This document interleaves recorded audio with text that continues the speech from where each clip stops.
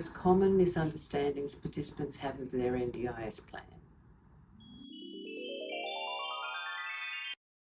That Monique is asked so many questions as a plan manager.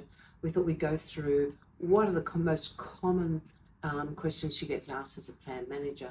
Now, Monique, what are the most common misunderstandings that a lot of participants, carers, even support coordinators may have?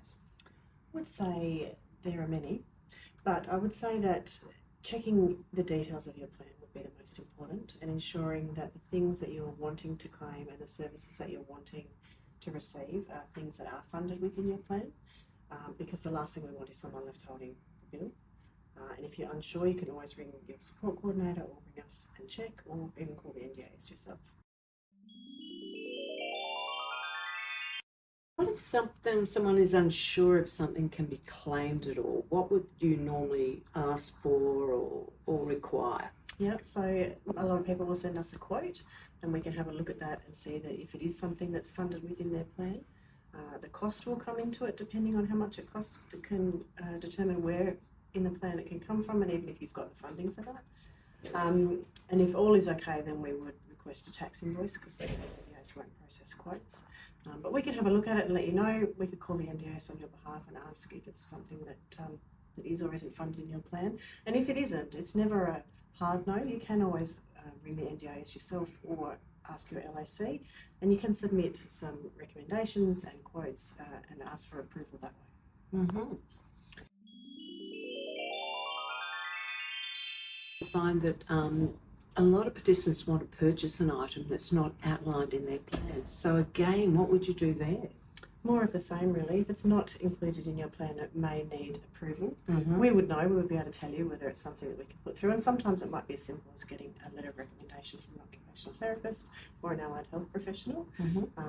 But if it's bigger than that, then it would need to go to the NDIS for approval, and you would send the quote and a letter from your allied health therapist to the NDIS, and they'll assess it and decide whether it's allowable or not. Okay.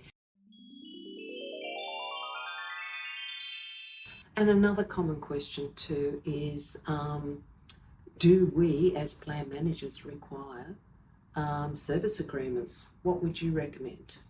They're not compulsory, but we would certainly recommend them. They're a very good thing to have. It's really useful. I mean, the provider, it's useful for them to be able to see what their spend will be, but also for the participant to be able to look at their budget and see where all their funding's going, where it's allocated, where it's at any point in the plan as well. Mm-hmm. And it just gives you that little bit of security, I think, to know where your funding is being spent. And I guess the end question would be is, who is responsible for the budget and monitoring the budget and keeping everyone up to date? Look, there's a few people that are responsible. We certainly manage the budget. The portal you're free to log into anytime. If you've forgotten your login details, just give us a call and we can set you up with those again. You can log in and see. The support coordinator keeps a track on it. You will get email alerts. You'll get a budget from us every month. You'll get alerts when different categories drop below different percentages. But also, I think there's at the top of the screen, you'll see a summary that is how far through the plan you are versus how far through the spend you are. So obviously you want them to be relatively similar. If you're 50% through the plan and you've 80% through your spend, then it's not great, obviously. So it's better if they're closer together. But you can see that at the top of the budget page in our portal. Well, thank you, Monique. And I think a lot of our participants and support coordinators that know you have spoken to you, and it's always good to put a face to you, which is great.